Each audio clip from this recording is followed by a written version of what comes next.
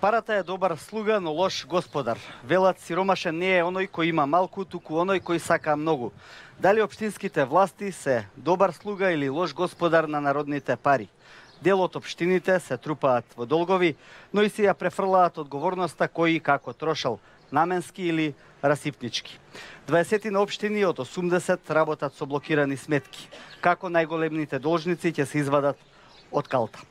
Вечерва емисијата Отворено ја реализираме од општина Гостивар, во која и покрај милионските долгови градоначалникот ветува дека тоа нема да ги закочи планираните проекти.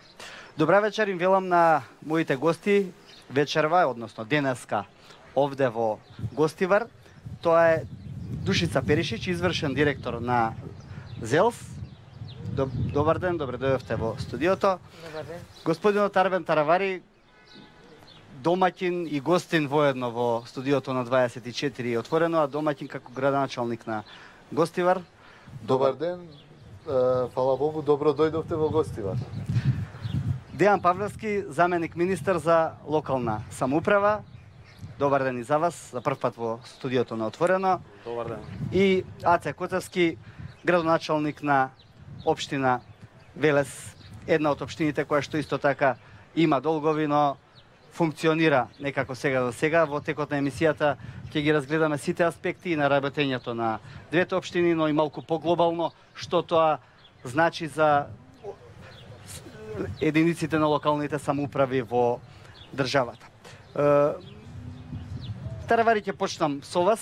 Сепак, вие сте овде на некој начин домаќин. Како ги надминувате финансиските проблеми? Ја намаливте ли дупката во буџетот, која што беше прилично голема? Ке има ли пари за ветените проекти? Значи, Гостивар должи него нешто над 10 милиони евра. Само јавното предпријатие Комуналис должи околу 7,5 милиони евра и општината имаше долгови околу 3 милиони, значи заедно се 10,5 милиони евра и околу 500.000 евра веќе вративме овие 5-6 месеци. Имајќи во предвид дека немавме буџет до крајот на април, поради непознати причини не се ставаше на дневен ред од мнозинството во Советот на општина Гостивар. Меѓутоа, крајниот рок дојде до 25-6 марти, се изгласа буџетот и ние балансираме. Нешто инвестираме, нешто враќаме долгови, значи игра на нешто на тие кои што ни должат за да не блокираат, им враќаме нешто рати и долгови, затоа 500.000 евра, да, од тие 3 милиони кои должиме само како општина, и другите веќе почнавме со тендерирање, мали инвестиции, меѓутоа ќе има и посериозни инвестиции во склоп на општината. За почеток толку, па понатаму. Да. Вашата општина е една од оние која што е во една хибридна ситуација, да речем, градоначалникот е од една политичка опција, мнозинството во Советот го сочинуваат други партии. Ги надминавте ли недоразбирањата и функционирањето во однос на тоа, бидејќи знам дека имавте доста поплаки вие како градоначалник на работењето на Советот? Значи, не е хибридна состојба, инаку да се кохабитира Совет и градоначалник е нормално и ништо посебно. Овде имаме страшна пресија во Гостивар. Значи, централната власт направи се што може Гостивар да испадне пред очите на граѓаните како неуспешен град. Зошто тоа го велам? Значи, има полно докази дека од централната власт директно влијаја и врз бројките во Советот. Значи, се створи една кашмир коалиција, ја викаме, во Гостивар, каде што еден советник од една политичка партија под пресија побегна во друга советничка група, да речам, и така настана таа пропорција или бројки 16-15, меѓутоа без разлика на тоа. Не застана само со ова. Понатаму одеше буџетот, не се ставаше на дневен ред. Јас сваќам да се стави буџет на дневен ред и да се... Тоа не ми изгледа мене логично, тоа на крајот на криштата да се одразува на проектите и на работата значи, на Гостивар, што секако не влија добро за гостиварци. Апсолутно, значи Гостивар испаѓа дека е заложник за тоа што Арбен Таравари ги победи заедно СДСМ и ДУИ заедно, има еден кандидат. Сакам да кажам, кога разговарав со дел од советниците од СДСМ и ДУИ пред оваа емисија, тие ми велат Таравари претерува, не е точно. Функционираме нормално во Советот, сите одлуки што се добри ги гласаме, оние што се не се ги укажуваме. Само нешто, да ми кажат зошто буџетот не се ставаше на дневен ред до крај на март. не за друго. Барем да се стави на дневен ред и да се дискутира. Не е добар да се смени, да се проиначи, да се направат одредени промени. Едноставно не се става на дневен ред. Втора работа, ингеренции во образование. Ќе ве вратам на ингеренциите во образование, Готово. имаме и представници на власта тука, па ќе можеме да поразговараме и за сите други работи. Со Коцевски малку околу општата слика за Велес, долговите на Велес и како сега функционирате. Вие најавивте и ревизија на работењето на претходниот градоначалник, односно дека ќе ги дадете на увиците документи на органите. Што стана со таа работа? Па вака, кога претходно ја напушти функцијата градоначалник, ја оставив со 250.000 евра на сметката и ниедна неплатена фактура. Тогаш Велес беше единствена општина заедно со Струмица кој добија и кредитен рейтинг од реномирана меѓународна финансиска институција. Сега општината ја презема со долгови од безмалку 3 милиони евра, 2,9 милиони евра. Мојата стратегија е да ја раздолжам општината, меѓутоа очигледно е дека граѓаните се нетрпеливи, чекаат многу брзо да се остварат изборните ветувања. Србите велат нема истовремено и јаре и паре, значи не може и да ги вратите долговите и да градите. Во досегашниот период вративме околу 1,5 милиони евра и под притисок на јавноста сега закочивме малку и почнуваме интензивно да градиме за да искористиме градежната сезона. Инаку констатиравме бројни пропусти, криминал, незаконитости во работењето. Почитувајќи го принципот за презумпција на невиност, јас не поднесував кривични пријави до јавното обвинителство и до полицијата, не држав пресконференции, туку се одлучив сите наоди да ги доставиме до јавното обвинителство. Негде се над 10 такви предмети. Сега јавното обвинителство од нас бара дополнителни информации и се надевам дека добар дел од нашите информации доставени до јавното обвинителство ќе завршат со конкретни кривични пријави и со соодветни судски постапки. Мојот став е дека општините не смеат целата вина за лошите состојби во општината да ја префрлаат на централната власт, иако централната власт е многу одговорна за вкупните неповолни состојби, туку дека треба и да се земат на одговорности многу градоначалници во Македонија, дури лично сметам дека треба еден дел да бидат осудени за своите постапки, затоа што со закон е забрането да се задолжуваат доколку за тоа не добијат согласност од Министерството за финансии. Сите најголем дел од долговите што ги имаат општините не се наследени долгови од поранешниот период, туку направени долгови од неодговорни градоначалници кои во пресрет на изборите, кои за несреќа ги има многу често во Македонија, за да се додворат на избирачите, за да добијат нивната избирачка волја, градат повеќе отколку што имаат пари во буџетот и на тој начин незаконски ги задолжуваат општините. Мислам дека треба да почнат постапки за одговорност. Благодарам. Тоа се разбира е работа на истражните органи. Перишич, сите знаеме дека општините не се во добра финансиска кондиција.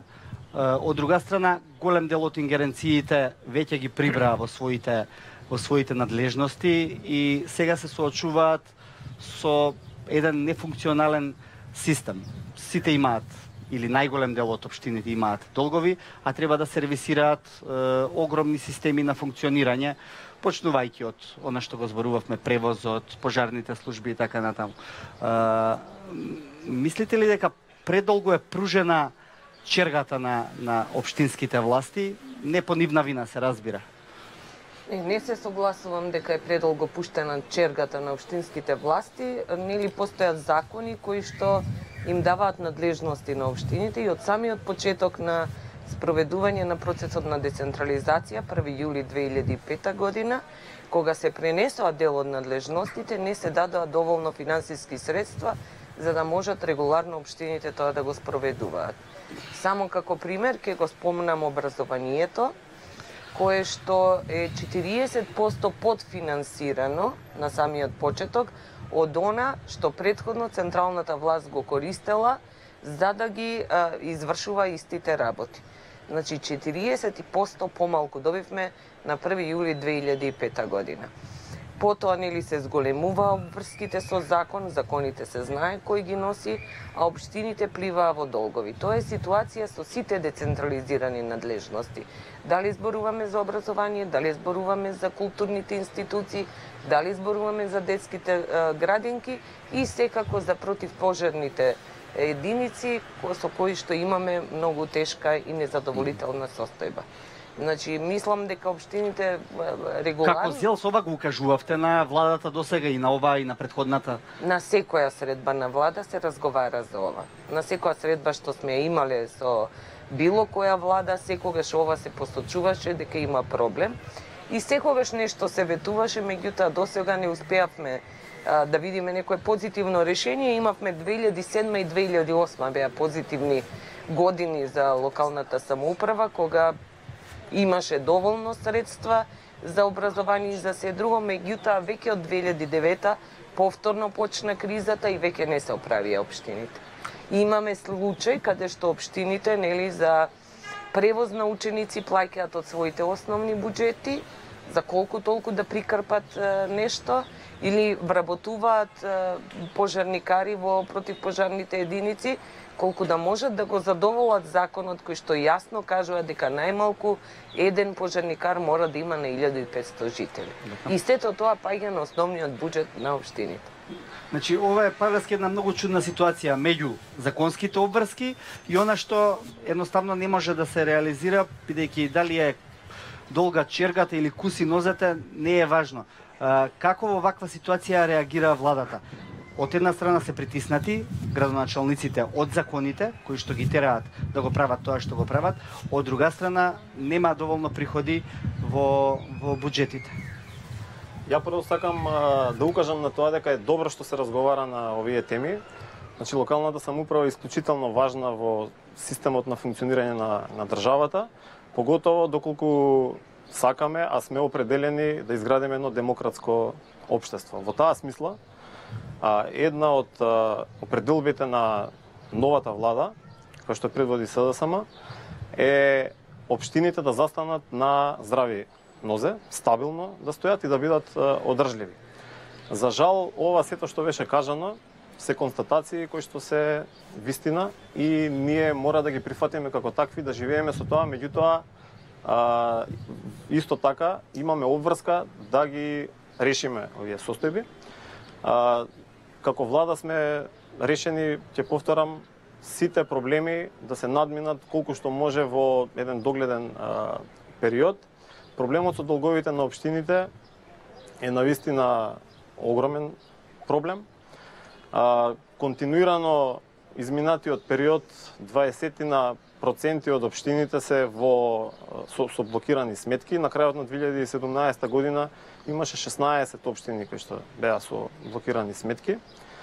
Меѓутоа исто така е факт дека дел од општините немаат никакви долгови, односно салдо нула на крајот на годината.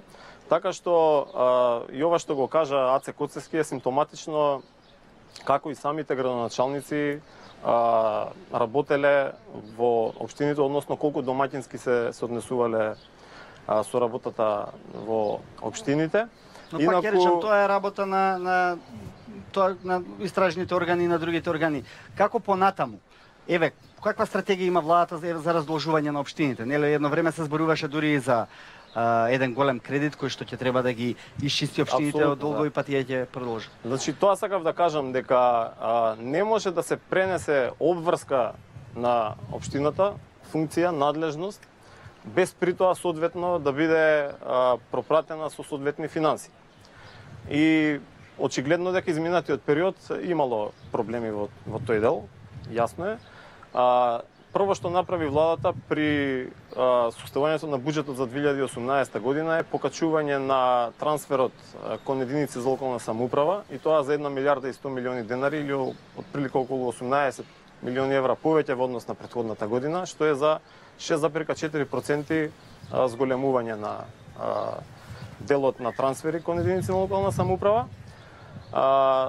Еден дел исто така што се однесува на проекти кон и на општините, меѓутоа и на регионите е преку делот на рамномерен регионален развој. Таму се зголемија средствата за околу 50% во однос на минатата година, или повеќе од дупло ако се земе во периодот наназад во просек. Значи едноставно се бара начин од каде се може да се издвојат средства за да општините функционираат нормално. Повторно, услови ќе речам на една општа криза и во државата економска.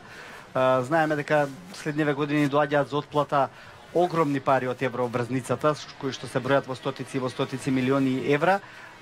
Претпоставувам дека никој од овие градоначалници овде не верува дека во буџетот ќе се изнајдат големи милионски суми за да може да се префрлат на општините.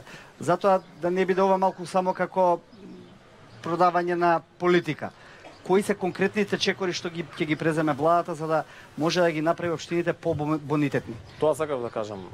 Значи треба сите да бидеме свесни дека буџетот на државата е толкав колкав што е.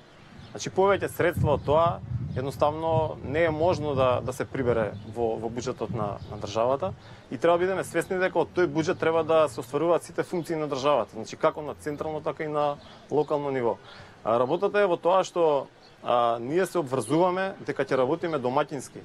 Значи пред се на централно ниво, меѓутоа исто така и сите градоначалници ќе мора да поведат сметка за едно такво домаќинско работење. Само на таков начин ќе може правилно да се искористат средствата и ќе кажам, значи да се види од каде све може да се приберат дополнителни приходи да се дадат на општината. Една од можностите која што останува отворена и треба да се разгледа е како повеќе да се зафаќа од ДДВ, значи од моменталните 4,5% што се зафаќаат, што се даваат како трансфер на општините, да се зголеми до 6% да кажеме.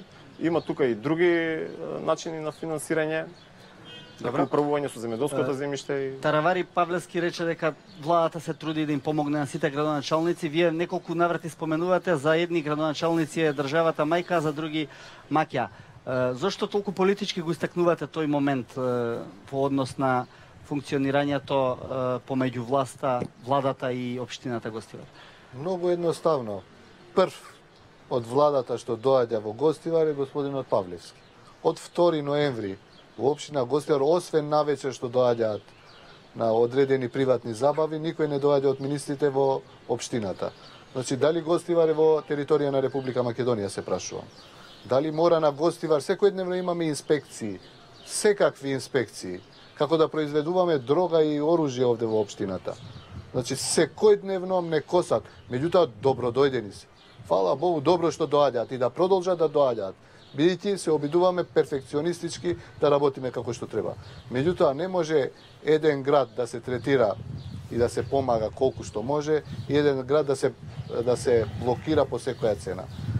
Бројките што ги кажува заменик министерот се убави и секогаш последните 6 месеци од премиерот слушаме толку убави разговори што кога го слушаш ептен ти е кејф. Меѓутоа кога се будиш наутро исто како во времето на ВМРО, ништо не се сменило. Значи за жал ова е констатација на повеќето граѓани, не дека ова го вели Таравари. Меѓутоа како општина Гостивар дефинитивно го велам дека ние сме еден од поблокираните општини, а зошто е тоа така, не знам. Павлевски, се извинувам, споредбата со ВМРО, верувам дека не ви годи на вас во однос на тоа. Значи, слободно секој може да го каже своето мислење, апсолутно. Ја не би имал некој посебен коментар во однос на тоа, освен дека институциите на системот, државата се однесува подеднакво спрема сите. Сега, каква е состојбата во Гостивар во однос на долгови и како локалната политика се одвива тука, сепак е тоа прашање на локална политика, нели на менаџирање на... Значи, не сакам, не се зборува за локална политика. Значи, за тоа не дебатираме. Дебатираме како се однесува централната власт кон локалната власт, конкретно кон Гостивар. Значи, смена на директори по училишта се случи и во Струга и во Гостивар. Еве, конкретен пример. Во Струга не се земени ингеренции, во Гостивар се земени ингеренции. Зошто е тоа така? Земени се ингеренции на некоја друга општина? Министерката Десковска, кон која што имам огромна почит, кажа ќе земеме и од други општини. Од кои министерке? И од Боговина, и од Врапчиште, и од Желине. А вие се пожаливте во ЗЕЛС? Кажавме и во ЗЕЛС е кажано тоа. Ние ќе пуштиме. Ја Дали мислам дека е писмено се пуштено. обративте во ЗЕЛС? Ја мислам дека сме пуштиле официјално писмо. Меѓутоа, еве, ако не е пуштено, утре ќе пуштиме. Општини од кај се земени ингеренции само општини на Алијансата за албанците. Значи, ни една друга општина. Уназад 27 години во образование, кога се случуваат промени, се случуваат и се менуваат и директори. Уште да ни земаат и директори од комуналици и градоначалникот, да можеше премиерот, ја најодговорно тврдам, ќе ме сменеше и мене. Ќе назначеше ВД градоначалник на Гостивар да дојде да биде некој од ДУИ. Што им пречиме, толку не знам. Коцевски, кога вие го слушате вака вашиот колега, си велите, леле, ама ми е жал за таравари, што му прават, или си велите, не, човеков малку претерува? Па малку претерува, затоа што надлежностите во образованието се точно дефинирани со закон и не може градоначалникот кога ќе дојде на власт да ги смени сите директори грубо кршејќи го законот. Значи треба да се исполнат одредени законски процедури за да се смени некој директор. Дури и ВМРО претходно кога дојдоа на власт не ги променија сите директори, барем зборувам за случајот на Велес, чекаат да им истечат мандатите или чекаат да се создадат законски предпоставки. Тоа значи да има наод од Државен просветен инспекторат, согласно одредените членови од законот, кои се со таква тежина за да се покрене постапка преку училишниот одбор, па на неколку седници треба училишниот одбор да расправа, еднаш во присуство и на представник на Државниот просветен инспекторат за да дојде до разрешување на директорот. Не може да се смени директор туку така, затоа што му текнало така. Зашто вие влеговте во такво некритично менување на директори? Само да објаснам, значи не е така. Значи Коцевски збор ја не знае точно, ја би сакал да му објаснам. Прво нека ми каже зошто на Мерко не му се одземени, исто ги смени сите. Не, кажете како ги сменивте, дали ги сменивте согласно закон или ги сменивте со политичка одлука? Ќе ви кажам, прво век прашувам зошто на Мерко не се одземени. Ги смени за еден месец. Сега ја ќе кажам. Околу 3 до 4 директори им помина мандатот. Тројца не се сменети воопшто. Значи се работи за 4 до 5 директори, за кои што постојат сомнежи за злоупотреба при работа. И тие се сите доставени до министерот. До министерот за образование. И целта е зошто селективно се работи. И Шилегов сега ги менува. И сите градоначалници, ни сите општини менувале секогаш. Оставете тие муабети се за колку да се каже дека овде е неправилно. Ако важат правилата, нека важат за сите. Еве, ја конкретно ви кажувам за Фатмир Деари и за Рамис Мерко. Сменете си директори исто како во Гостивар. Зошто таму не се одземени ингеренции и тука се земени? Кажете ми ова, Добро, ако е така, требало Министерството да има ист критериум, да ги одземе надлежностите и на тие Ако општини. важи, нека важи за сите. Но дали е така е... Павлевски, да ве прашам вас, гледате ви ли вие различен аршин во постапувањето кон општина Гостивар од аспект на еве овој конкретен случај со Министерството за образование? Па не би кажал дека е така. Сега вака, значи тоа е друг ресор. Јас сум сепак заменик министер во локална самоуправа, меѓутоа бидејќи се однесува за локална самоуправа, се интересирам и ги знам работите од прилика како стојат. Значи секоја општина си е посебен случај, тоа треба да бидеме на чисто. И секоја општина нели е менаџирана од градоначалникот, си има совет на општината. Државата преку своите институции, односно органите на управа и посебно инспекциите, работи на утврдување на одредени состојби, какви се исто така и во општините. Она што било констатирано во општина Гостивар е констатирано и во записникот на посветниот инспекторат, е укажано на градоначалникот и е даден одреден рок во кој што требало да постапи по закон. Меѓутоа сакам да кажам дека не е единствен случај Гостивар. Тоа е правено и во други општини. Кои општини, ако може да ги кажете уште две? Уште една кажете. Еве, уште една општина е Желино, друга општина е Конче, например. И Боговине. Па добро, таму каде што имало потреба и каде што имало одредено укажување, направено е тоа што требало да се направи од самите институции кои што постапуваат по закон. Сега тука не би сакал повеќе да навлегувам во тој дел, меѓутоа едноставно сите мора да работиме по закон. И ако е Зошто не дадено се одредено прилагодивте укажување, вие на требало да се барањето на постапи по просветниот укажувањето. инспекторат, ако веќе... Значи, не е во прашање и да не сменев ни еден. Значи, целта треба да расчистиме еднаш за секогаш. Целта е политичка. И еден директор да сменев ја неправилно, ќе ми одземао ингеренции. Гарантирам. Значи, гледате каде Добро, ако Конче, сте смениле Желино, неправилно, и треба да Боговине ви и одземат, Гостивар. Мора да ја одземат, оти имаат проблем со ДУИ. Проблемот е во ДУИ. Ја ги разбирам. Ти имаат бројки, ама треба искрено да излезат да кажат ДУИ ни врши притисок. Добро, ако беше толков притисокот, некој велат во власта, ние можевме да му ги земеме ингеренциите за градење, за... Уште урбанизам, нема друго ништо. Па урбанизам се најголемите Значи, ингеренции, најголемите пари се слеваат во урбанизмот. Видете, ја имам сигурни информации дека и за урбанизам барале, меѓутоа некој од владата им рекол доставе градот, ги скинавме граѓаните, нема смисла што му правиме. Не е фер. Значи ова е разговор што е водено во владата. Ако му одземеме и тоа, човекот ќе остане само плата да се земе во општина. Ова е разговарано и за урбанизам. И тие го знаат. Меѓутоа, ја не барам ништо. Ја ги разбирам, бројките ја држат оваа влада. Се такви какви се уште. Ја барам да кажат, не сме искрени, Струга го оставивме Мерко, Таравари го казнуваме. Не е фер. Ако важи законот, ја не се лутам.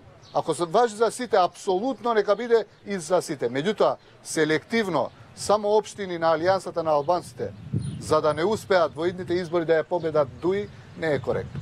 Добро, Переши, ќе ве прашам, во вакви случаи,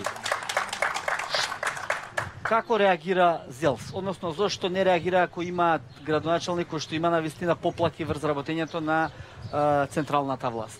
Дали ЗЕЛС повеќе ја штити централната власт одошто своите единици? Таман работа, мислам. Се знае што е задачата на ЗЕЛС. Меѓутоа, ние не сме добиле никаква поплака од градоначалникот на Гостивар или информација на која што треба да постапува. Еве, ја го повикам градоначалникот уште денес или утре да ни испрати допис. Во четврток управниот одбор на ЗЕЛС заседава и ќе се разгледа тој допис и ЗЕЛС сигурно ќе постапи со барање, со објаснување.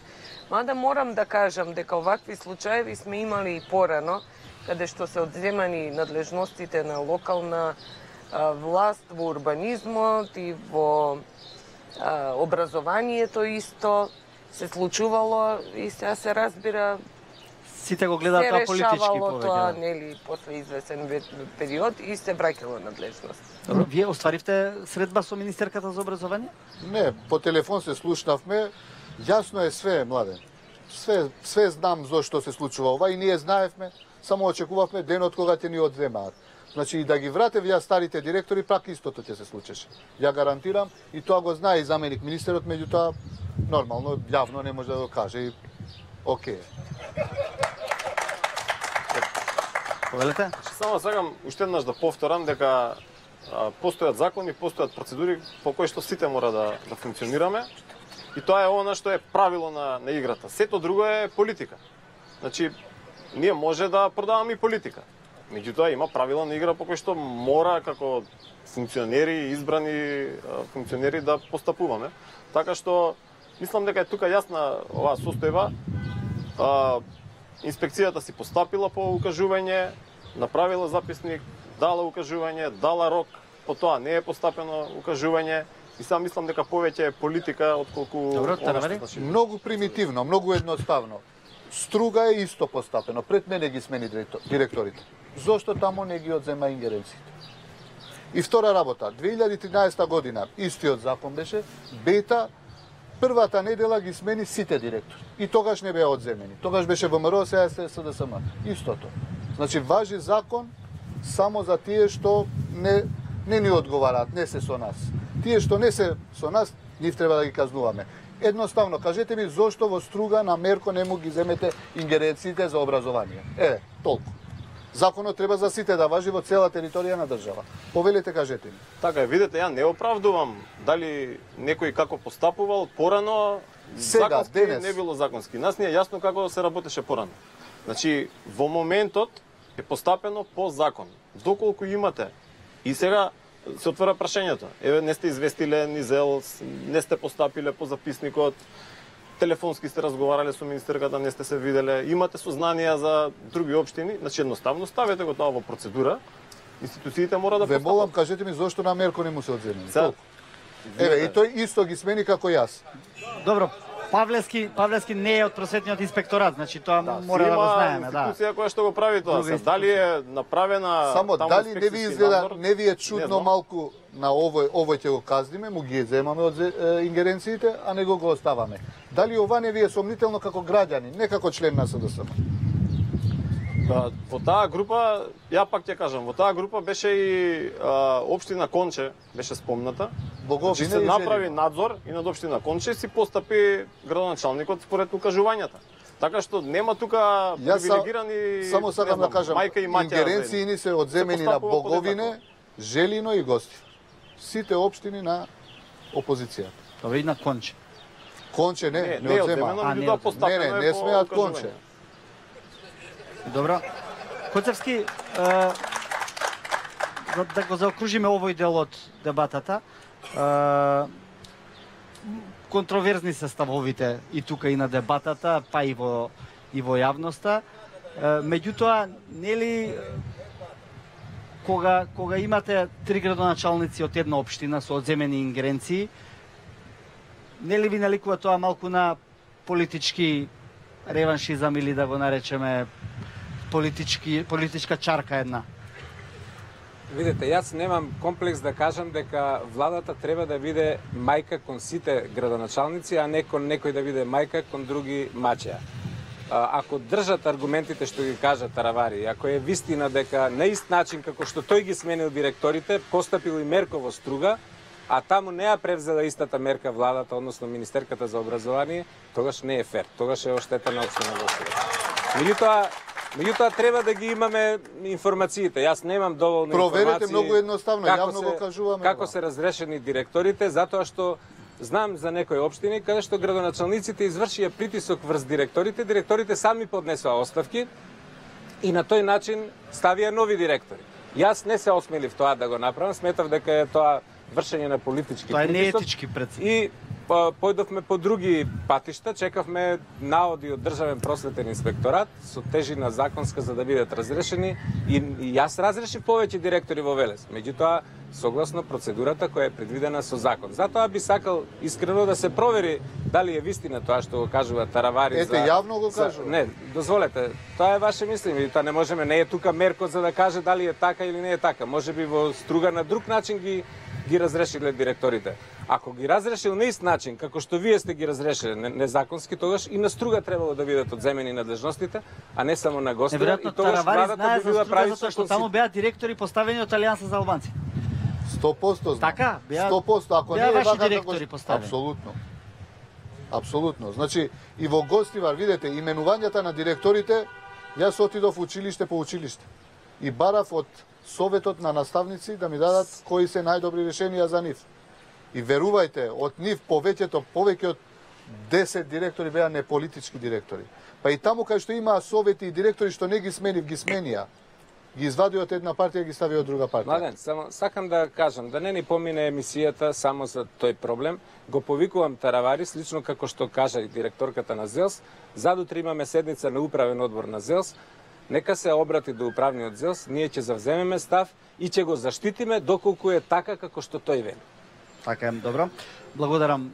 За сега, дали тука некој од публиката чувствува потреба да се вклучи за да го заокружиме овој дел од разговорот? Доколку има, повелете, само микрофонот ќе ве замолам да му го дадете на господинот со прашање. До заменик министерот. Ајде. Да, ќе се вратам од првин, кај што за што превзедовте вие како заменик министер, која беше блокирана од првин, не другата недела буџетот, не третата, не другиот месец. Што превзедовте вие за буџетот, за нас граѓаните да биде подобро и што побрзо да се решише тоа? Го разбрав со прашањето. Благодарам за прашањето. Прашањето е доста интересно. Со оглед на тоа што го најави градоначалникот како функционирала општината во периодот од Нова година до 31 март. Значи тоа е дефинирано во Законот за финансирање на единици на локална самоуправа. Ситуацијата е јасна, значи едноставно градоначалникот и советот не успеале да најдат заеднички јазик во однос на донесување на буџетот. И тоа се случувало и во други општини, не е исклучок Гостивар.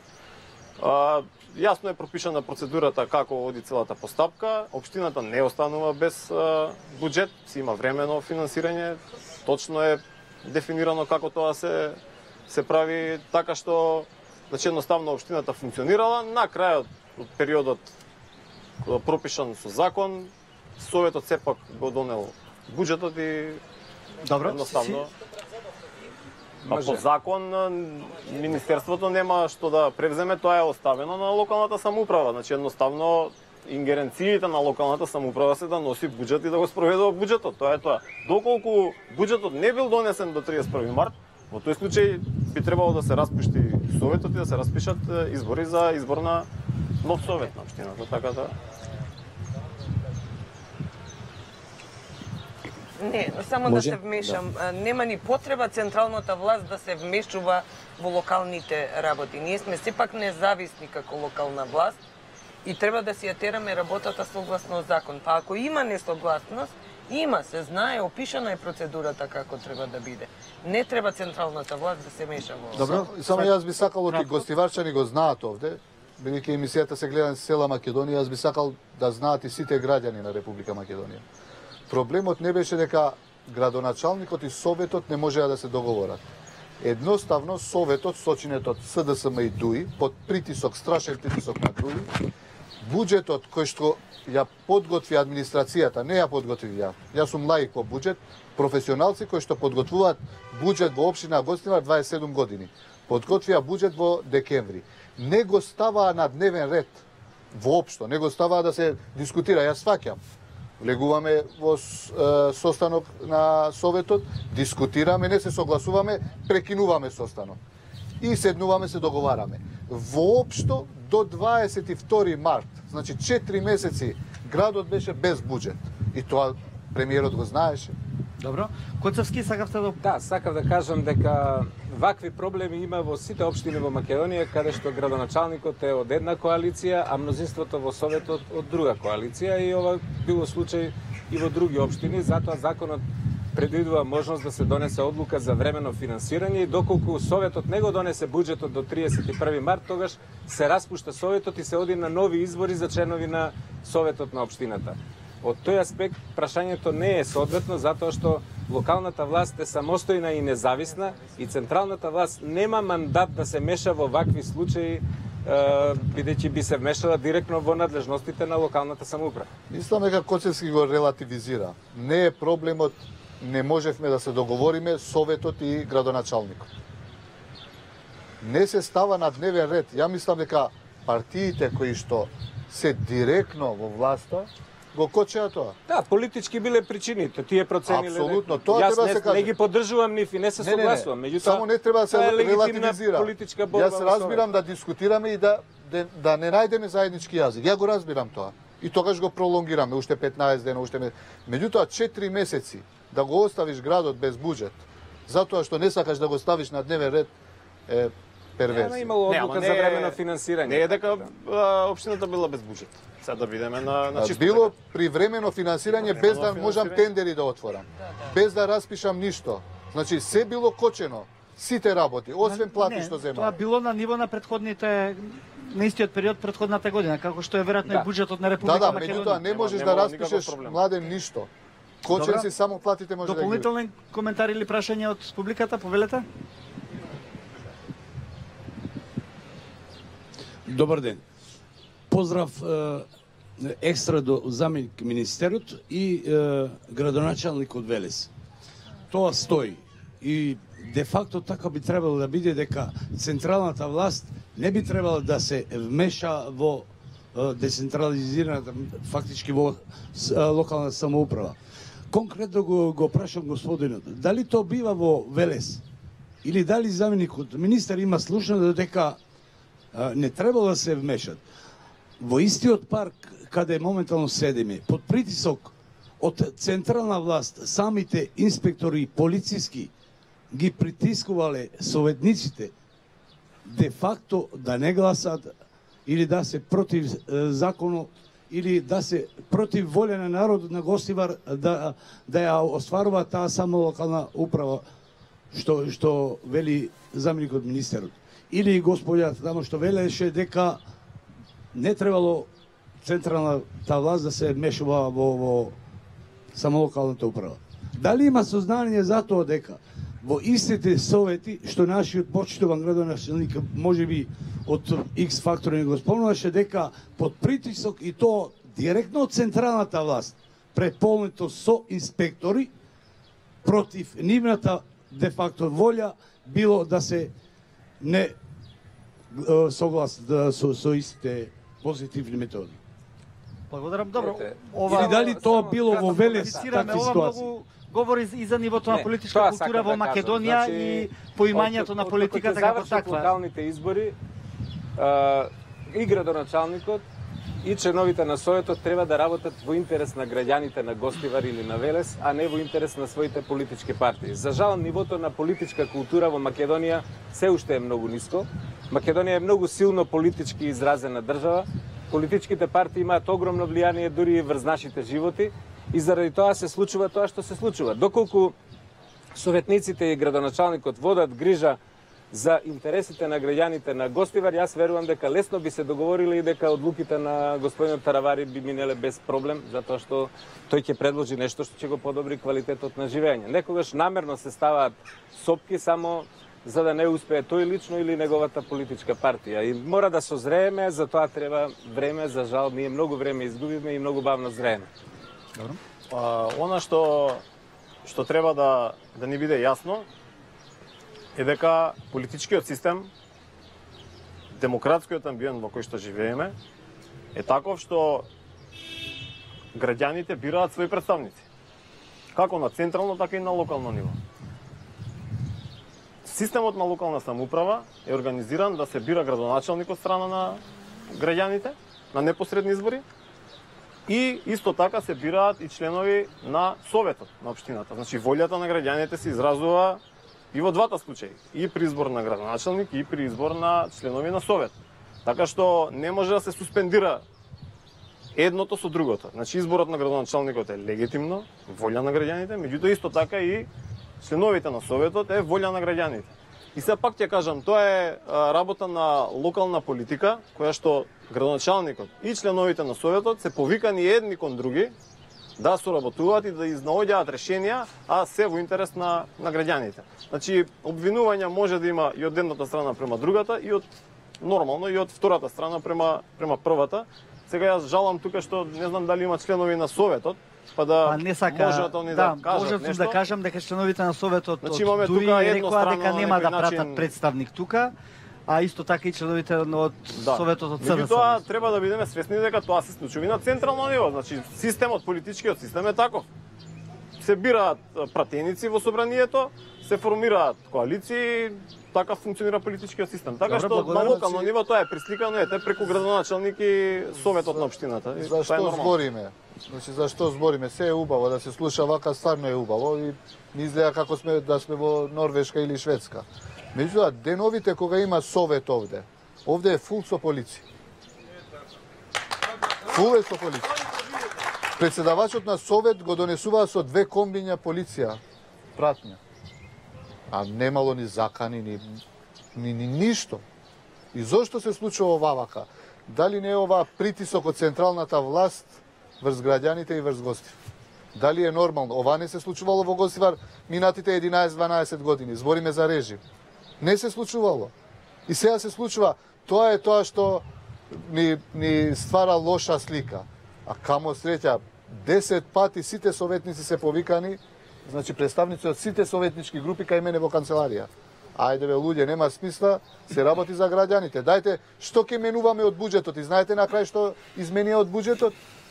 Да нема воопшто привремени вработувања и да не дадеме субвенции на комуналното предпријатие кај што имаме 250 луѓе без здравствено осигурување, здравствено и пензиско осигурување.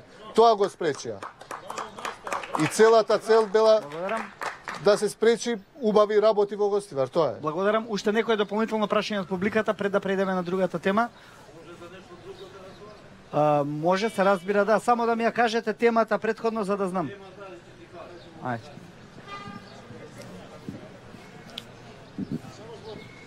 Јас сум Далипи Демирали, од село Речане. Вработен во Електромаврово и до централи Маврово, ево. 30 години.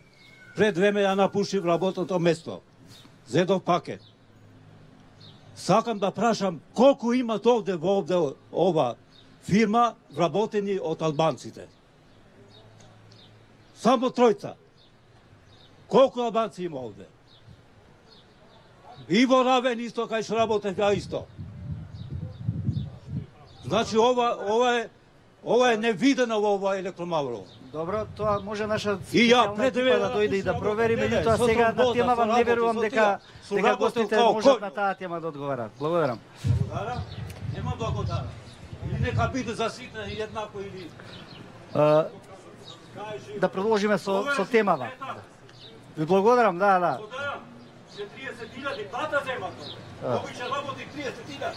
А не могу да таму 12.000 ово онда. Значи работат албанци. Тоа треба да биде се еднакво. Добро. Конкретно на ниво на општините во Македонија, во 2012 година од планираните буџетски приходи се остварени само 64%, 2013 61%, 2014 63% од планираните буџетски приходи. Што е проблемот во собирањето на буџетските приходи кај општините? Переши што вас. Видите, ба сега јас оваа тема сум ја слушнала неколку пати кај некои други невладини организации кои правеле вакви анализи, но апсолутно не се согласувам со темата, затоа што мислам ако тргнете било кој буџет да го анализирате и да видите, дури и државниот ќе видите дека многу помалку е собрано него што е планирано, тргнете во било која невладина организација, па и по приватни фирми, ќе видите дека секогаш има огромна разлика помеѓу планираното и реализираното. Плюс Не се согласил со оваа ваша Плюс констатација немој да веднаш. заборавите дека беше време на кризи, дека не се знаеше дали ќе Има има проблемот во планирањето.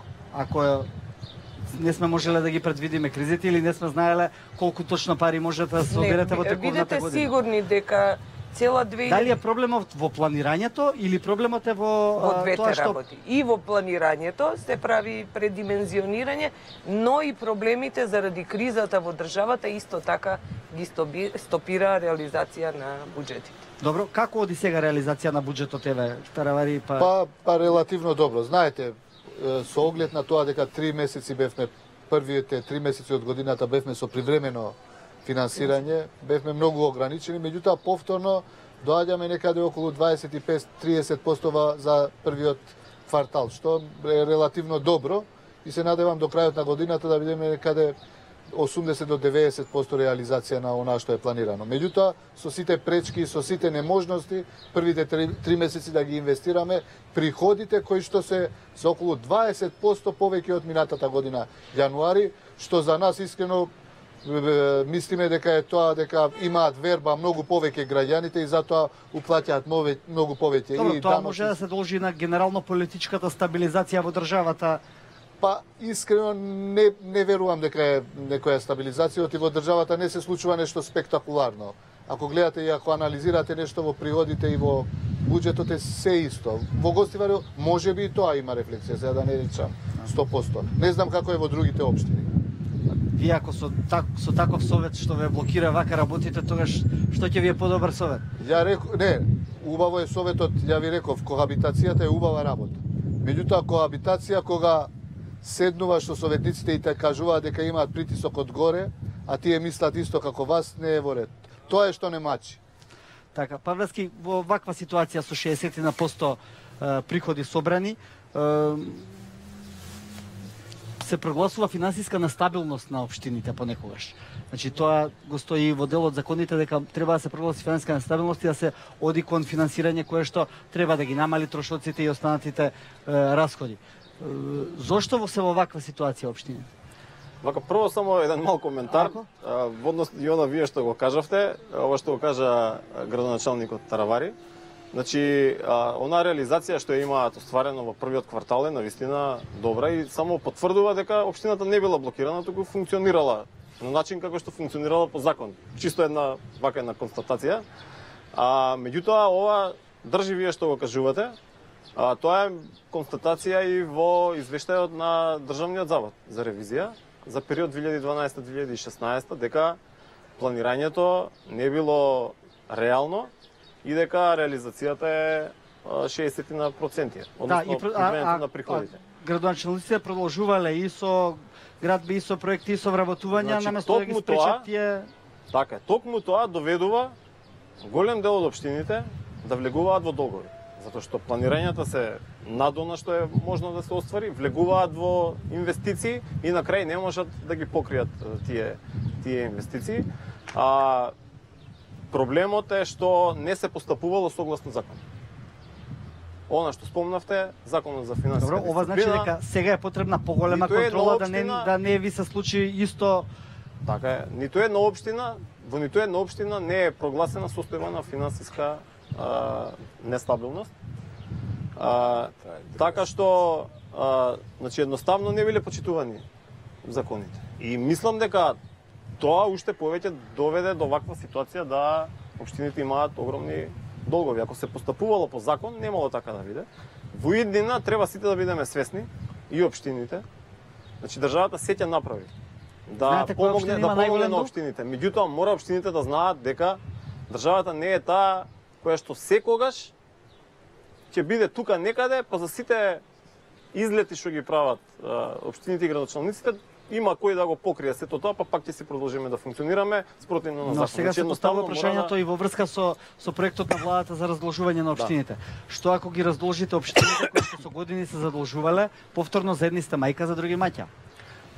Токму тоа го кажам, ние не сакаме како држава да воспоставиме таков принцип. Значи вие слободно функционирајте, трошете колку сакате, колку можете и не можете. Има кој да го покрие сето тоа. Значи едноставно секој треба да си ја превземе одговорноста и во смисла на тоа по закон. Тоа значи дека сами ќе си ги враќаат парите општините. Значи се работи на тоа да се најде модел за рефинансирање, односно за репрограмирање на долговите. И сега ја не би навлегувал подетално затоа што сепак се тоа работа на преговори в други ресори. Меѓутоа идејата е да се помогне на општините, особено оние нели што се во големи долгови се блокирани, да може да се одблокираат, да функционираат нормално, да може да планираат и да работат нели во интерес на граѓаните. На некој начин да се даде и шанса и на самите градоначалници да имаат еден нормален мандат. Сега во овој момент има градоначалници кои слободно можам да кажам дека не се градоначалници, туку стечајни управници. Добро. Коцевски, истото прашање за... Така, јас имам малку поинакво мислење и треба да ги разграничиме работите. Прво, факт е дека не е добро тоа што полнењето на општинските буџети ретко кога поминало 60% до 64% максимум. Тоа лошо зборува за општините, за градоначалниците, за советите и за вработените во општинските администрации, затоа што испаѓа дека сите ние лошо сме планирали. И тука нема оправдување дека била лоша економската ситуација во земјата, затоа што кога се планира треба да се земат во предвид и макроекономските категории во параметри во државата кога се планира буџетот. Каде е проблемот според мене? Проблемот е во фактот што во Македонија има многу често избори. Политичките партии вршат силен притисок врз градоначалниците и мнозинствата во советите и во пресрет на изборите буџетите се претвараат во списоци на желби. Се ставаат многу проекти во програмите, посебно за комунална инфраструктура, со цел да им се додворат на граѓаните, а на крај испаѓа дека е тоа шарена лага за граѓаните, затоа што многу малку од тоа на крајот на годината се остварува. Јас мислам дека треба да се работи во наредниот период на подигнување на политичката култура и на зголемување на капацитетите на вработените во општинската администрација за да се дојде до реално планирање на општинските буџети. Во врска со втората тема за прогласување на финансиска нестабилност, сосем други се законските прописи за прогласување финансиска нестабилност. Таа се прогласува според неколку параметри. Еден од тие е кога општината има континуирано блокирана жиросметка на 30 дена или со прекини 45 денови. За жал, законот не се почитува во Македонија, досега не е покрената... Кај нас има и со месеци и со години општини. Таква постапка за жал не е покрената, дури инволвирани се и председатели на општински судови според наводот на Државниот завод за ревизија, затоа што тие овозможиле некои општини, како например Охрид и Куманово, кои се големи општини со континуирано блокирани жиросметки со години, да им го ограничат буџетот на повисоко ниво отколку што е реалното полнење на буџетот. На тој начин им овозможиле на градоначалниците уште повеќе да ги задолжуваат сопствените општини. Испаѓа дека ние сме систем држава која фактички ги поддржува должниците, а не ги поддржува доверителите. И тоа што го рековте сега, ако без некои јасни критериуми државата се задолжи и им даде можност на општините да се раздолжат, испаѓа дека ги помага тие што најмногу ги задолжувале на своите општини. Мислам дека треба да има некои селективни критериуми при обезбедувањето на тие средства на општините, за да не ги поддржуваме градоначалниците кои го кршат законот и свесто создаваат долгови во општинските буџети. Да, докаде овој проект, бидејќи рековте не можете да изнесете детали, но постојат ли контури на тоа како би требало да изгледа овој систем и процес? Видете, сега исто сакам да кажам дека основната разлика на она што беше претходно и ова што сега ова нова влада го прави е во тоа што сериозно се зафаќа со решавање на проблемот. Проблемот е настанат изминатите 10 години.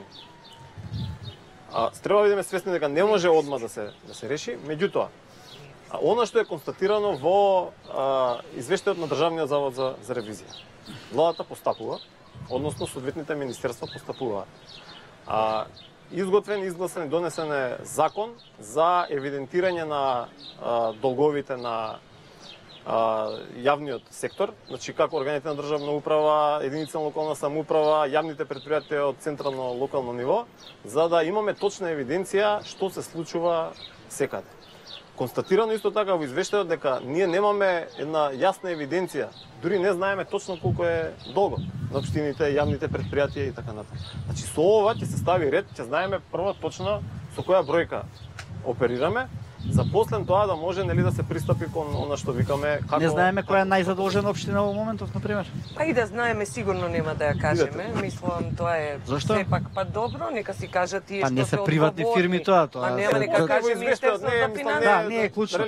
Добро, Перешиш, сакавте да одговорите нешто. Јас нешто. сакам да кажам дека ситуацијата со задолжувањата на општините не датира од скоро. Само ќе го потсетам градоначалникот Коцевски дека во 2005 година, пред почеток на имплементација на процесот на децентрализација, Комисијата за финансии на ЗЕЛС, чии што тој беше председател, направи една анализа и дојде до податок дека општините во 2005 беа задолжени 51 милиони евра.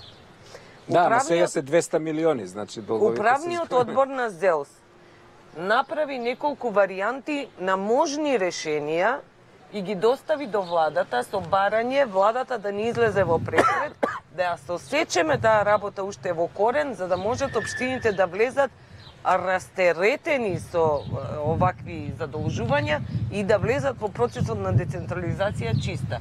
Владата не одби, се обративме кај донаторите и донаторите не одбија и од тогаш навака ова само ескалираш и дојдовме до некој податок кој што се врти у јавност помеѓу 150 и 200 милиони евра.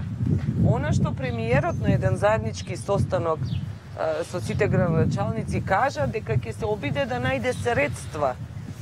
Нема да им се простат долговите на општините, него ќе се дадат на најзадолжените општини и они ќе го враќаат долгот на поголем број години и со некој грейс период кој што ќе им, значи никого нема да му бидат простени долговите. Секоја општина ќе врати. Меѓутоа исто така да не заборавиме дека долговите не се направени само, сигурно има и такви, не ја знам структурата, меѓутоа исто така да знаеме дека има долгови кои што се настанати уште во бившата држава, во Југославија, кои ги правила државата на име, градење на болници, градење, а за експроприација е задолжена општината.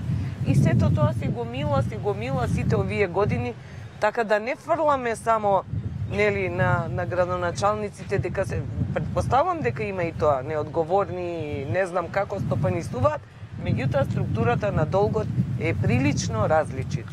Добро, општините бараат во основа продолжување на процесот на децентрализација и сето Така е. тоа, но ако тоа не оди со поквалитетно финансирање на општините, едноставно ми се чини дека попусто ја правиме таа децентрализација, кога на крајот пак се сведува на барање на пари од централниот буџет во било која варијанта. Дефинитивно Како Значи, она што се првите барања во систематизираните ставови на ЗЕОС, а кои што еве сега се прават нови, председател на комисијата што ги работеше новите систематизирани ставови е граначалникот Коцевски, првото е најмалку 10% од ДДВ-то да се даде на општините, најмалку 30% од персоналниот данок, дополнителна децентрализација на концесија на шуми, на пасишта, пошто веќе имаме за минерални суровини, и со тоа нели се очекува дека можеме сегашните надлежности да ги покриеме. А за новите сепак треба да се преговара и да се најде начин. Јас би ја повикала владата да не го заборави основниот постулат на Совет на Европа, повелба за локална самоуправа, која е ратификувана во нашето собрание и која што вели секоја децентрализирана надлежност треба да биде пратена со соодветни финансиски средства. Не може вие да ја дадете на локалната самоуправа нешто, а при тоа да не го покриете со доволно финансиски средства. Добро, Павлевски, коментар нова? Значи, горе-доле состојбите се така како што кажа директорката на ЗЕЛС. Значи, нов пакет на децентрализација е нов предизвик. Значи, апсолутно. Меѓутоа, треба бидеме свесни дека е и нов квалитет. Децентрализацијата дефинитивно значи демократизација на општеството. И во таа смисла, владата е определена дека ќе децентрализира се што може да се децентрализира, се она што ќе може и да се управува подобро на пониско ниво од централно ниво. Меѓутоа, исто така држи фактот дека сето тоа треба да биде пропратено соодветно со доволно финансии за да може тоа да функционира. И веќе во неколку сектори се размислува да речеме пакет на децентрализација, односно услуги кои што би се децентрализирале. Меѓутоа секако ќе се оди внимателно, нема да се оди само заради тоа да се направи децентрализација, значи сепак сакаме да биде тоа квалитетно направено. Оно што во моментот го правиме и вклучена е и ЗЕЛС во тоа е работна група која што ја ја координирам, составена од представници од линиски министерства. Бараме можен начин на редефинирање на начинот на финансирање со блок и наменски дотации до општините.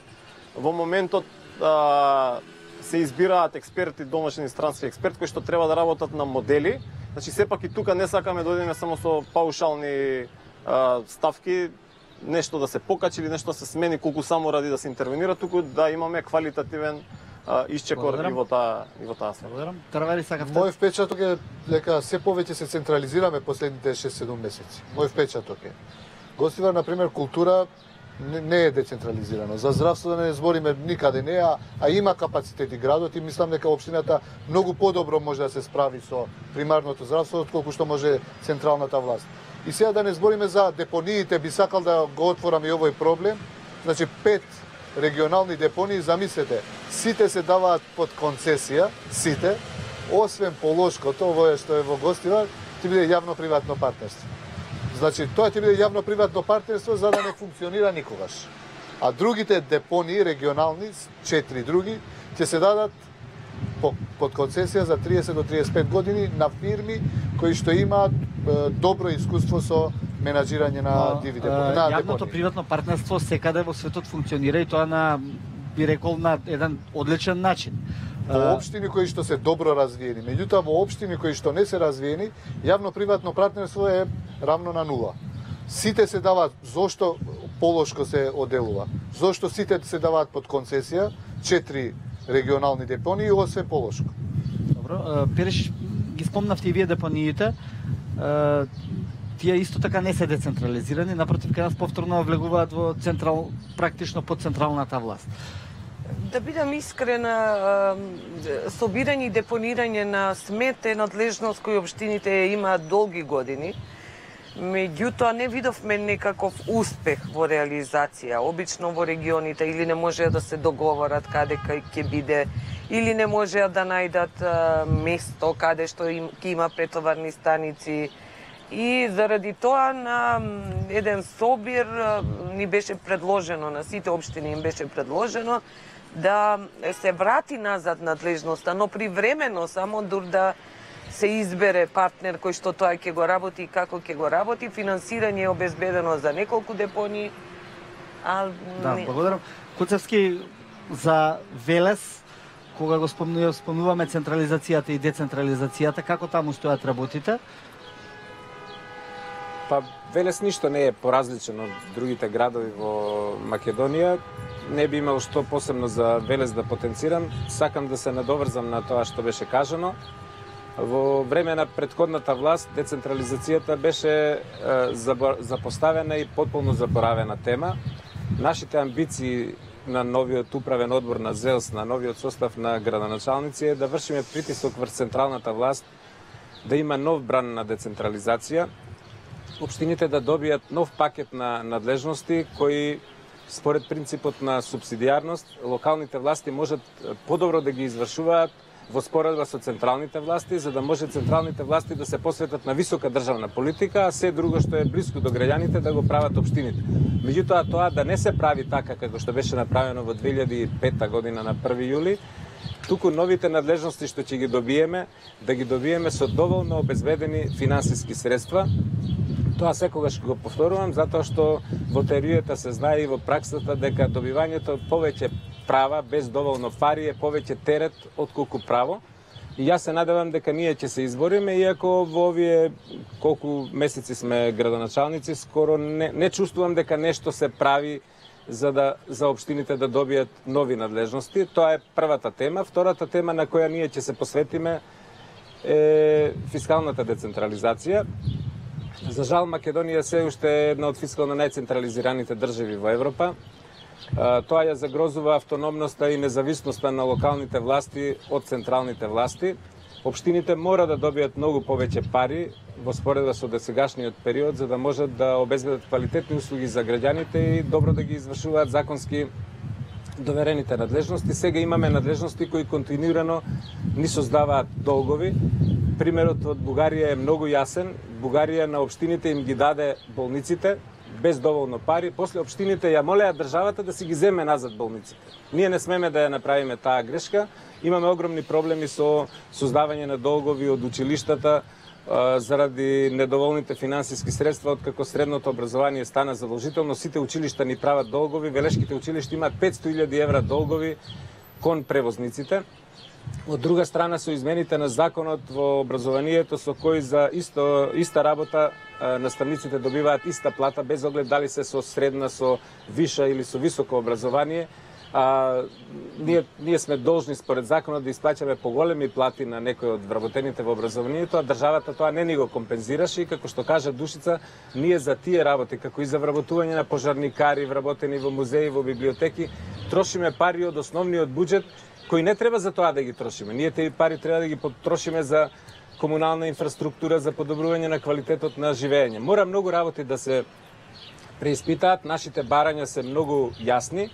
Ние ќе инсистираме да се востануват така наречени буџетски преговори во кои општините ќе бидат застапувани од ЗЕЛС, а од страна на владата ќе бидат премиерот и клучните министри во владата чии ресори трансферираат блок дотации. Добра, нели може оваа децентрализација да одие пакет по пакет или општина по општина, бидејќи Таравари вели ние се чувствуваме спремни во здравството да го преземеме. Апсолутно примерно. Велес не се чувствува. Може би некоја друга општина исто така мисли дека може или тоа е сакам да кажам дека долгогодишна искуство како нели вработен во ЗЕЛС. Јас да сум градоначалник на Тацна да ми го дадат здравството, ја нема да го примам. А ќе ви кажам и зошто. Кога во 2005 го земавме образованието, тоа беше невиден хаос, ниедно училиште не беше поправено по 20-30 години од поранешната држава кој што направил така останало. Па ние се изнамачевме овие 13 години да ги доведеме училиштата во ред. Па гледајќи ја ситуацијата во здравство, па јас сега не би прифатила, мислам да сум градоначалник, не би прифатила да го управувам здравството, па не знам што да е. И само уште еден податок да ви кажам за културата. Ние имаме неколку безброј институции културни во општините, каде што заради недобивање на дополнително финансирање од Министерството за финансии работи само еден човек директор. И еднаш до два пати во неделата градоначалникот пушта некој да исчисти на тој директор. Што очекувате развој од таа културна институција? Благодарам, Таравари. Значи, никогаш не може културниот живот, здравството и образованието, зборам за примарно здравство, не зборам за болниците. Никогаш не може централата да ја организира како локалните власти. Никогаш. Директорот на училиште никогаш не може Десковска да знае кој ќе биде подобар директор од колку Таравари. Никогаш примарното здравство, значи вакцинации, преглед на деца, преглед во училишта, никогаш, ама баш никогаш не може министерот од Скопје подобро да знае од колку градоначалникот во Велес. Ова најодговорно го тврдам. Културниот живот, организирање на културни настани. Никогаш не може некој од централа да знае колку треба да се субвенционира, колку треба да се помага, колку треба да се дадат пари, од колку самиот градоначалник. Затоа овие се три основни работи кои што потитно треба да им се дадат на градоначалниците и најодговорно тврдам, посебно за примарното здравство. Не кошта ништо тоа, воопшто. Се знаат точно колку коштаат вакцинации, тие доктори земаат плати повторно со дотации од Министерството за здравство, нема други трошоци. А многу подобро може да се организира отколку од централната власт. Ако сакате можеме да полемизираме за ова. Добро, имам добра вест што се однесува до делот за култура.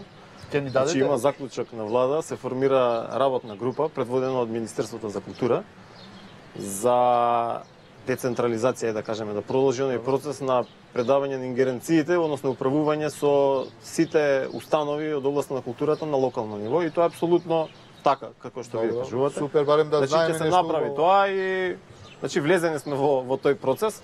Со тоа сакам само уште еднаш да укажам на тоа дека владата има слух за сите проблеми, за сите потреби, а и определба, стратегија на владата да ги зајакне општините да бидат навистина клетка во општеството, кое што значително ќе допринесе за демократизација на општеството. И ние тоа мора да го правиме, ние тоа ќе го правиме. Што однесува делот на здравство, сега не сум компетентен јас колку што е градоначалникот во тој дел, затоа што нели одреден период беше и министер за здравство. Мислам неговото искуство и како долгогодишен доктор, а и како министер за здравство, значи има знанија како функционира тој систем. Ќе биде добро преку ЗЕЛС да се дискутира и на таа тема. Има спротивставени веќе мислења со директорката на ЗЕЛС, да се види другите градоначалници, да се види што министерството мисли, значи апсолутно нема табу теми за кои што не треба да се разговара. Се треба да се разговара, се треба. Вака, да не биде дека тоа го кажува Таравари како припадник на албанската етничка заедница, еве јас како македонец сакам да кажам дека е добро што во наредниот период ќе биде исправена една голема грешка и неправда што беше направена кон општините каде што доминантно живеат албанци, затоа што со бранот на децентрализација во областа на културата, заради предрасуди и стереотипи, беа прескокнати општините каде што доминантно живеат албанци, што беше некоректно и неправично. И јас се радувам што тоа ќе се исправи во наредниот период. Ги поддржувам неговите ставови. Исто и јас сметам дека треба да има што поскоро нов бран на децентрализација, но не по секоја цена и на брзинка. Не само примарната здравствена заштита и итната медицинска помош. Јас сметам дека најголем дел од функциите на центрите за социјална работа треба да преминат на локално ниво, затоа што сега има многу неправилности, многу злоупотреби. Општините се најблиска власт до граѓаните, најдобро ги знаат проблемите, секогаш можат да изнадат најдобри решенија. Тие најдобро знаат на кој луѓе им е неопходно потребна социјална помош, некои функции од центрите за вработување треба исто така да поминат на локално ниво. Јас мислам дека дел од управните служби на Министерството за внатрешни работи, како што се издавање на изводи од матични книги на родени, умрени, венчани, лични карти, пасоши, сообраќајни дозволи, возачки дозволи, треба да поминат на локално ниво, како и функциите на одржување на јавниот ред и мир и регулирање на сообраќајот на улиците и локалните патишта, дека треба да помине на локално ниво, меѓутоа тоа да биде проследено со доволно финансиски средства за да не се доведат општините повторно во ваква ситуација. Ние мора да направиме анализа на ефектите од досегашниот концепт на финансирање на општините. Очигледно е дека има многу недостатоци. Немаме систем на финансиско воедначување, рамномерниот регионален развој не ни е добар, затоа што разликите помеѓу Скопје и остатокот од Македонија се повеќе се продлабочуваат и се мора да се преиспита за да извлечеме поуки, добрите решенија да ги задржиме и да ги направиме уште подобри, а лошите да ги измениме со користење на искуствата од државите кои се малку понапред од нас во децентрализацијата и во реформите во локалната самоуправа. Благодарам, тука ги повикувам поентите на вечерашната емисија. Овде имаме страшна пресија во Гостивар. Значи, централната власт направи се што може Гостивар да испадне пред очите на граѓаните како неуспешен град. Зошто тоа го велам? Значи, има полно докази дека од централната власт директно влијаја и врз бројките во Советот. Значи, се створи една Кашмир коалиција, ја викаме во Гостивар, каде што еден советник од една политичка партија под пресија побегна во друга советничка група, да речам, и така настана таа пропорција или бројки 16-15, меѓутоа без разлика на тоа. Не застана само со ова. Понатаму одеше буџетот, не се ставаше на дневен ред. Мојот став е дека општините не смеат целата вина за лошите состојби во општината да ја префрлаат на централната власт, иако централната власт е многу одговорна за вкупните неповолни состојби, туку дека треба и да се земат на одговорности многу градоначалници во Македонија, дури лично сметам дека треба еден дел да бидат осудени за своите постапки, затоа што со закон е забрането да се задолжуваат доколку за тоа не добијат согласност од Министерството за финансии. Не се согласувам дека е предолго пуштена чергата на општинските власти, нели постојат закони кои што им даваат надлежности на општините и од самиот почеток на спроведување на процесот на децентрализација 1 јули 2005 година, кога се пренесоа дел од надлежностите, не се дадоа доволно финансиски средства за да можат регуларно општините тоа да го спроведуваат. За жал, ова сето што беше кажано се констатации кои што се вистина и ние мора да ги прифатиме како такви, да живееме со тоа, меѓутоа исто така имаме обврска да ги решиме овие состојби.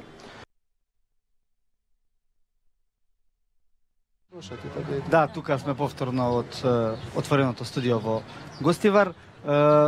Имам чувство дека недоволно добро ги анализираме добробита што би можела да дојде од евентуалното отворање на пристапните преговори со Европската Унија. Ако веќе сите веруваме дека решението со името е на дофат, веројатно тука некаде бргу ќе биде и отворањето на преговорите со ЕУ и се разбира НАТО перспективите. Зошто општините многу пожестоко не влегуваат во таа битка за добивање на европски пари за финансирање на проекти што се од животно значење за општините? Почнувајќи од депонии, водоводи, канализации, сето она што се уште фали во многу места и во вашите општини. Еве, Таравари со вас. Нашата надеж се само тие пари. Значи, не рачунаме на пари од владата, од и информации имаме дека сме блокирани од сите страни. Така да не очекуваме, имаме тим на луѓе кои што се ангажирани во општината, веќе спремаме повеќе проекти, некои се добиени од одредени, да речам, фондови кои што не се државни фондови, така да единствената надеж на нашата општина во следните 4 години се само ИПА фондови и други фондови кои што се од Европската заедница. И ќе работиме во тој правец со комплетирана екипа која што функционира. Веќе идентификувавте проекти што може да ги... Апсолутно, неколку се подготвени, се збративме и со неколку градови кои што се во Европска Унија, од Хрватска и од Словенија, со кои што планираме исто така да направиме заеднички проекти, посебно врз енергетска ефикасност, проекти врз така се вика за заштита на енергија, да. Ќе споделите с некој со нас или да не беше Коцевски за конкуренција да ние сме отворени, би сакале да соработуваме нормално. Сите сме општини од Македонија и треба да соработуваме. Тука сме за евентуално ако има тие убави, успешни истории да одиме кај нив, да ги земеме и да ги дадеме нашите успешни прикази. Вака, жална е вистината дека многу мал процент од фондовите кои ни стојат на располагање ние како држава и како општини ги користиме. Тоа лошо зборува за нас, зборува дека немаме добро изградени капацитети во општинската администрација, дека немаме квалитетни проекти кои можат да ги поминат строгите филтри на Европската Унија. И друг проблем е фактот што општините се задолжени со блокирани сметки, дури немаат дел од општините пари ни да направат квалитетни проекти, затоа што и проектите чинат многу пари. Заради тоа пред неколку дена и со амбасадорот на Европската Унија разговаравме и му дадов предлог дека во Македонија треба да се направи фонд од кој ќе им се помага на општините во тешка финансиска состојба за да добијат средства да изработат проекти од една страна и од друга страна да се формира фонд од кој ќе им се даваат пари на општините за да можат да го платат сопственото учество. Сите проекти од Европската Унија бараат барем 10% сопствено учество или од Светска банка 18% може би владата може да учествува во тој дел од тој фонд. Мора да сме реални и свесни дека ова се сериозни проблеми, дека има многу општини кои не можат да го платат сопственото учество затоа што сметките им се блокирани. И мора, апелирам, владата да биде свесна за овие состојби, да помогне се со цел да ги издигнеме општините да можат да направат квалитетни проекти, да извлечеме што повеќе пари од фондовите на Европската Унија, како што кажат пари што ви стојат на дофат на раката за што се од животно значење да не можете да ги искористите заради немање некој помал фонд или заради послаби административни капацитети. Што владата мисли во таа насока? Прво сакам да поздравам ова што кажа градоначалникот Таравари, дека општината се спрема интензивно овој дел и апсолутно го поздравувам тоа и апелирам и до сите општини да го направат истото, значи едноставно капацитетите мора да се зголемуваат на општините и ние има и тековни проекти во кои што ќе работиме да се зголемуваат капацитетите да можат самите да бидат способни и да аплицираат и да користат средства и така натаму. Само еден детал морам да кажам затоа што го спомна градоначалникот дека изолирана е општина Гостивар. Јас само еден факт ќе кажам со кој што не сакам да звучи дека ќе го побијам, меѓутоа еве морам да го кажам тој факт. Од делот на програмата за рамномерен регионален развој за депонијата Русино ќе се издвојуваме 25 милиони денари за да може да се реконструира патот и да функционира депонијата по-нормално, затоа што сега во очајна состојба е патот, така што значи апсолутно нема двојни аршини. Се гледаат приоритетите и се интервенира таму кај што треба. Само многу кратко. Регионалната депонија не е депонија на Гостивар. Е депонија на сите 9 општини во Полошко и ова уште еднаш во Министерството за екологија однесовме еден проект, ни рекоа не го носете ниту во комисии, не го разгледуваме. Кога гледаме Гостивар, наредено е да го исфрлиме. Не, друго ми беше поинтата, сакам да кажам дека искористеноста на ИПА средствата е на вистина изминатиот период беше на многу ниско ниво, 25-30%. Да, тоа го знаеме Во делот на прекогранична соработка кој што е управуван од Министерството за локална самоуправа како национален авторитет, таму искористеноста е многу поголема. И таму директно и самите региони учествуваат и општините, така што ова е од особено значење ќе биде предпристапните фондови, затоа што таму се отвараат и други можности, многу поголеми средства, инфраструктурни проекти. Да, само сакам да кажам дека ИПА фондовите во главном се на централната власт. Само кроз прекогранична соработка можат да ја користат општините, но не само општините и невладините организации и други субјекти. Ние имаме многу добри резултати од прекогранична соработка, особено од источниот и југоисточниот регион кои години поред ги користат средствата од овие фондови. Ова што е мал процент на искористеност, најверојатно централните власти треба да кажат зашто е тоа така, затоа што они ги користат четирите Добро, но сега секако ќе се отвараат многу кога ќе повеќе се отворат ќе можности видиме што ќе биде, али за досега преку не сакам да повеќе се криви фондовски организации. затоа што многу добар процент на искористи. Добро, ви благодарам што бевте вечерва денеска овде мои гости, или ние бевме гости кај вас, господине Таравари. Почитувана публика, ви благодарам и на вас што учествувавте во емисијата и бевте особено активни. Почитувани гледачи, вие останете со програмата на Телевизија 24.